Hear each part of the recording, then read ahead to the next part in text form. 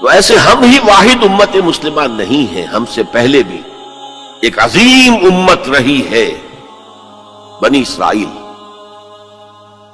وہ حضرت موسیٰ کے امتی تھے، ہم حضرت محمد کے امتی ہیں صلی اللہ علیہ وسلم علیہ الصلوۃ والسلام. انہیں تورات دی گئی تھی، ہمیں قرآن دیا گیا ہے، اور قرآن مجید میں بار بار آتا ہے کہ اہل ایمان جس طرح قرآن پر ایمان رکھتے ہیں ایسے ہی تورات اور انجیل پر بھی ایمان رکھتے ہیں. یعنی اس بات پر ایمان کہ وہ اللہ کی کتابیں تھیں اگرچہ ان میں تحریف ہو گئی. پھر ذہن میں رکھیے اس امت میں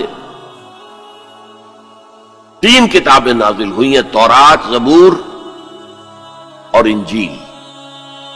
اس کے علاوہ بہت سے نبیوں کے صحیفے، اولڈ ٹیسٹمنٹ جو ہے عہد نامہ قدیم، کتنے انبیاء کے صحیفے اس میں شامل. یہ بھی نوٹ کیجئے کہ یہ وہ امت ہے جس کے لیے قرآن میں 4 مرتبہ آیا ہے کہ ہم نے انہیں تمام جہان والوں پر فضیلت دی تھی.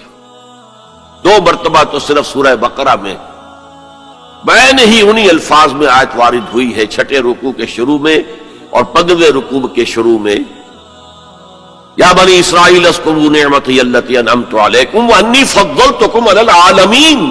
اے بنی اسرائیل یاد کرو میرے انعام و اکرام و احسان کو جو میں نے تم پر کیا، اور میں نے تمہیں تمام جہان والوں پر فضیلت دی. پھر جب سے یہ ایک امت کی شکل میں آئے، اس سے پہلے وہ ایک قوم تھے بنی اسرائیل، 12 قبیلے جو حضرت یعقوب علیہ السلام کے 12 بیٹوں سے چلے. قوم تھے وہ، امت نہیں تھے. امت تب بنے ہیں جب حضرت موسیٰ علیہ السلام کو تورات دی گئی. اس وقت سے لے کر 1400 برس ایسے گزرے ہیں اس امت میں کہ کوئی ایک لمحہ بھی نہیں تھا کہ کوئی نبی موجود نہ ہو. یہ جو چین ہے مسلسل انبیاء کی، آغاز بھی 2 رسولوں سے ہوا، موسیٰ اور ہارون علیہم السلام. اختتام بھی 2 پر ہوا، عیسیٰ اور یحییٰ علیہم السلام. اور دونوں کے درمیان سمجھئے کہ ڈور بندھی ہوئی ہے کہ اس میں کہیں کوئی رکھنا نہیں. بخاری شریف میں روایت ہے حضور کی صلی اللہ علیہ وسلم، کانت بنو اسرائیل تسوسهم الانبیاء کلما ہلک نبی خلفہ نبی. بنی اسرائیل کی سیاست، ان کے انتظامی معاملات انبیاء کے ہاتھ میں ہوتے تھے. جیسے ہی کوئی نبی فوت ہوتا تھا کوئی اور نبی اس کا خلیفہ بن جاتا تھا. جیسے حضرت داؤد، حضرت سلیمان، یہ 2 مثالیں تو ہر انسان کو معلوم ہیں. بہرحال اس امت اور موجودہ امت مسلمہ امت محمد صلی اللہ علیہ وسلم میں مشابہتیں 2 اعتبارات سے بیان کی گئی. ایک اس اعتبار سے مسلمانوں تم میں بھی وہ ساری گمراہیاں پیدا ہوں گی جو سابقہ امت میں پیدا ہوئی.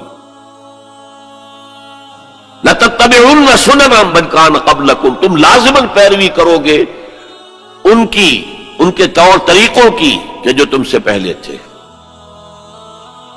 حتیٰ کہ اگر وہ گوہ کے بل میں گھسے تھے تم بھی گھسو گے.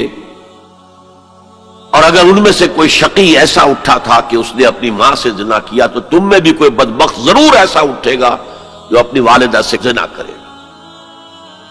تو یہ تو ہے گمراہیوں کا معاملہ، امت کے اندر پیدا ہونے والی اعتقادی اور عملی گمراہیاں.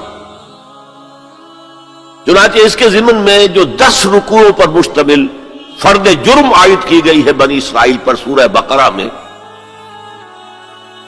5ویں رکوع سے شروع ہوتی ہے بات اور 15ویں رکوع کے آغاز تک چلتی ہے. اس میں در حقیقت ہم اپنی موجودہ کیفیت کا اس آئینے میں مشاہدہ کر سکتے ہیں. وہ ساری اعتقادی اور عملی گمراہیاں ہمارے اندر پیدا ہوں. ہم تو بخشے بخشائے ہیں، سیغفر لنا، ہم تو اللہ کے محبوب اور چہیتے ہیں، ہمیں تو آگ جہنم کی چھوئے ہی کہ نہیں، چھوئے گی تو گنتی کے چند دن. پھر دین کے اندر تفریق، کچھ احکام ماننے کچھ نہ ماننے، جس کا میں حوالہ اس سے پہلے دے چکا ہوں. افتؤمنون ببعض الکتاب وتکفرون ببعض. پھر یہ کہ دین کے ظاہر کے اوپر ہی اپنی ساری توجہ جو ہے مرکوز کر دینا، باطنی اس کی حقیقت اور باطنی روح سے صرف نظر کر لینا، ظاہری چیزوں میں بال کی کھال اتارنا اور چھوٹی چھوٹی چیزوں پر کفر کے فتوے لگا دینا، جیسے کہ حضرت مسیح نے کہا تھا کہ تم مچھر چھانتے رہ جاتے ہو اور سموچے اونٹ نگل جاتے ہو۔ رفع یدین پر تو ہو رہا ہے من دیگرم تو دیگری، تم اور ہو میں اور ہوں، اور سودی کاروبار میں بھی کر رہا ہوں وہ بھی کر رہا ہے، کوئی پرواہ نہیں۔ تو ایک پہلو تو یہ ہے، اور وہ بھی ہمارے لیے بہت توجہ طلب ہے کہ ان آیات کو پڑھتے ہوئے ہم اپنا جائزہ لیتے رہیں کہ اصل میں ان آیات میں سورہ بقرہ کے 10 رکوعوں میں اللہ تعالیٰ نے پیش کی ایک آئینہ ہمارے سامنے رکھ دیا کہ اس اعتبار سے تمہارے اندر بھی گمراہیاں پیدا ہو کر رہیں گی، تاکہ جن کو بھی اللہ توفیق دے وہ اس آئینے میں اپنی تصویر دیکھ کر اپنی اصلاح کی طرف متوجہ ہو جائیں۔ دوسرا، اس حدیث میں حضور نے فرمایا کہ جو حالات ان پر وارد ہوئے تھے، ایک ہے ان کی اپنی اعتقادی اور عملی گمراہیاں، ایک ہے جو حالات ان پر واقع ہوئے تھے، وہی حالات امت محمد صلی اللہ علیہ وسلم پر بھی واقع ہوں گے۔ یا رب فاجمعنی بكل الصحب والأحباب واكتب لنا أن ندخل الجنات بالريان۔